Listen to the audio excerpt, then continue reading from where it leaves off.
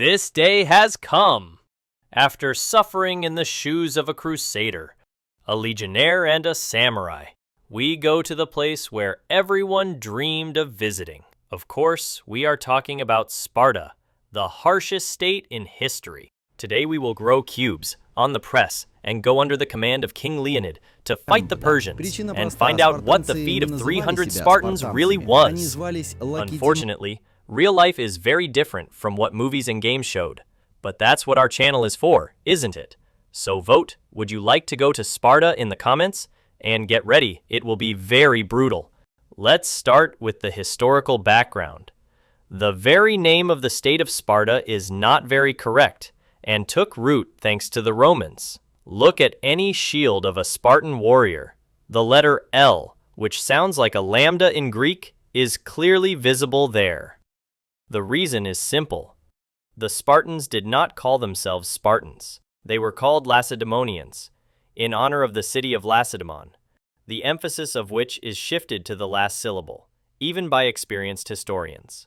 Later, the city was more often called Sparta, which is where the modern name came from. The second prejudice is the positioning of Sparta as a closed city. No, friends, Sparta is a state that existed for almost 1,000 years, from the 11th to the 1st centuries BC.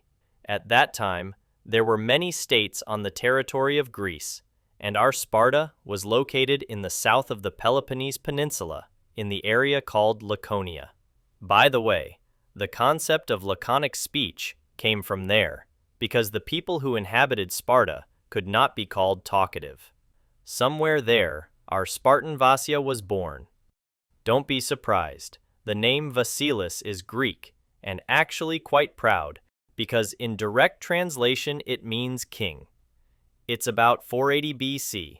Sparta is stronger than ever. The state extends its influence over almost the entire Peloponnesian Peninsula. Next to it is the Athenian state, which our state does not like. But Athens is not the main problem.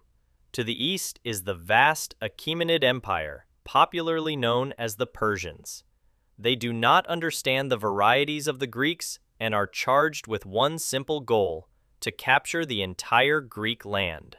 This is a serious problem, because one look at the map is enough to understand how much more resources, people, and banal unity the Persians have. If Greece is divided into mini-states that joined the Union only in the face of a threat, then the Persians fought on one front. Looking ahead, they lost. Why? Yes, because the art of war is sacred to the Greeks, but for the Spartans it is life at all. Our Vasili is a typical homie, as they called full-fledged citizens in Our Vasili is a typical homie, as full-fledged citizens were called in Sparta. There were also simple mafia workers. There were non-young people who were considered only half-citizens. But the hardest fate also awaited the lots. This is the poorest caste of the Spartans, who are mostly peasants. They were somewhere between serfs and slaves, but the structure of Sparta was more complicated than that of similar states. For example, our Vasili's family could have a dozen helots with land plots under their command. On paper, they were serfs and were obliged to provide Vasili's family with a fixed percentage of the harvest. The difference between Sparta and other states of that time was that the gentleman could not increase this percentage in any way. It was established by law. Vasili was lucky to be a citizen of Sparta because there were 10 helots per citizen who often staged uprisings. They were punished as harshly as possible, and once a year the Spartan rulers even declared war on their own helots in order to cut out the most violent and keep everyone in line. Yes, you were not mistaken. The Spartans actually declared war on themselves. After all, we are talking about one of the most brutal states in history. Everything was subordinated to one goal: the war. Vasili, like other boys, left his family for the barracks at the age of 7. There, Spartan children were grouped into groups and taught martial arts, sports, and even reading, which was unusual at the time. There was always an adult next to the kids. The children went exclusively without shoes, and in the same clothes in winter and summer. The food is a separate story. All the teenagers ate a special broth. Its name is melanos, and it's pork cooked in blood mixed with vinegar. It was almost impossible to eat, and the children lived half-starved. The state only encouraged it. In Sparta, there was a cult of simplicity, and at the same time a cult of strength, and no one stopped teenagers from stealing. The punishment for this was severe, but the thief who was not caught was even praised for his skills. Now let's talk about myths. The most popular one is that unfit children were thrown off the mountain. This story came from the philosopher Plutarch, who in 100 AD said that children who seemed suspicious to the council were thrown off a cliff with an apophyte. Allegedly, no one asked the parents and the case was forced. The trouble is that Greek historians like to embellish reality. In fact, everything was simpler. The practice of infanticide was widespread not only in Sparta, but also in other areas of Greece and Rome, but it extended to very sick children so that they would not suffer. And for moderately handicapped citizens, there was a whole estate. They were called hypomeans. Yes, such guys were not well respected, but still, they were not thrown off the mountain. And archaeologists have long ago studied all the gorges where children were allegedly dumped, and did not find any remains there. Let's return to Vasily. Children could only wear clothes from the age of 12, and before that time they drove naked. They slept in the barracks on straw mats, and on cold days, many put nettles on the bedding. Burning the body, she warmed up, allowing the guys to survive. In order to pass the last test at the age of 17, climb the Temple of Artemis. He was high in the mountains, and the test was a severe flogging. The boy had to endure a lot of lashes, which stopped only after the first blood, and if the Spartan broke into a scream, the blows continued and only increased in intensity after the blood. This is the final exam of a Spartan warrior. Our Vasily is a real warrior and passed the exam perfectly. But the exam only gave the right to leave the closed barracks and appear in public. At the age of 17, Vasya had just begun his military service to the state. To understand all her difficulties, let's talk about the salary. As we have already mentioned, even good food was considered a luxury in Sparta, so phrases about the Spartan diet are not empty words. Vasily received a standard ration per month. These are 35 buckets of barley, 25 kilograms of cheese, and about 5 liters of wine. Compare this with a Roman legionnaire or samurai from previous videos, and you get a depressing picture. Basil, like other Spartan warriors, was given several metal rods weighing 625 grams each, but this is a separate story. In an effort to avoid luxury and inequality, the Spartan ruler Lycurgus came up with an interesting solution. The death penalty was imposed for accumulating silver and gold, and the money in the territory of Sparta was these very iron rods.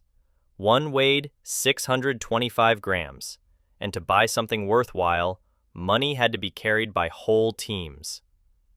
The idea of putting down any big deal became public. It is impossible to transfer so much money unnoticed, and if the deal is public, you can get interested in it and find out where the person got so much money from. A resident of another country who came to Sparta was faced with the fact that he simply could not buy anything. The Spartans looked at the gold and silver coins with horror. Such a scheme has killed corruption, robberies, and robberies. What's the point of taking a bribe if you need to build a whole barn to store money, attracting attention? So Vasya, in addition to a meager diet, received several twigs. You could use them to buy 10 kilograms of meat and survive, at least while exercising in a murderous daily regime. After all, a Spartan warrior is worth a dozen others, and this principle had to be maintained. In general, the equipment of the warriors was well conveyed by the film about 300 Spartans. Our Vasily, like any heavily armed hoplite, wore a round shield, helmet, breastplate, and greaves. For some reason, the film decided to leave the Spartans' torsos open, but of course this is nonsense. In reality, it is unsafe. but there were also light Spartan infantrymen with spears, bows, and javelins. These guys fought with everything because they learned how to use any weapon from the age of 7. The device of the Spartan army was unique, and some details are still successfully stolen by modern armies. A clear linear formation in a line, strict discipline, and incredible physical strength made the Spartan army invincible.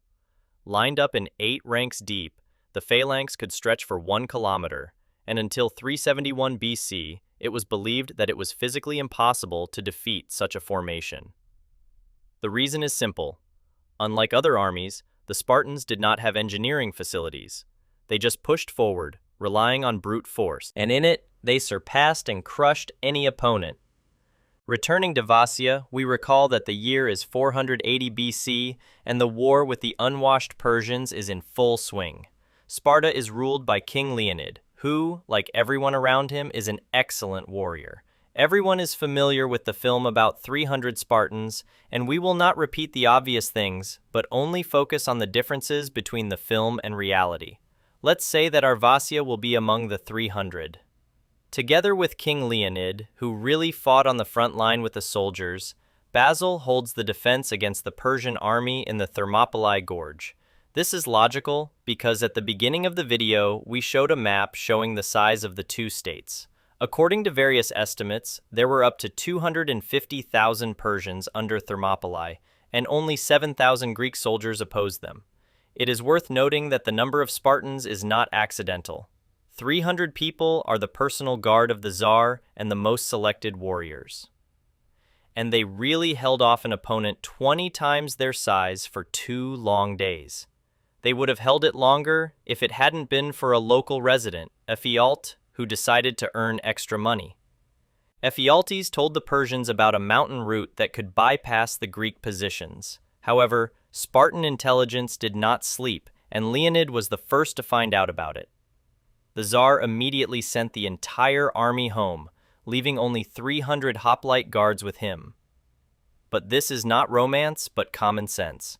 In Sparta, there was no worse sin than retreating from the battlefield without a clear order. Since Leonid was the king, there was no one to wait for orders from, and in order not to become an outcast, the name is covered with shame. Leonid stayed on his own, and our Vasily also chose a similar fate.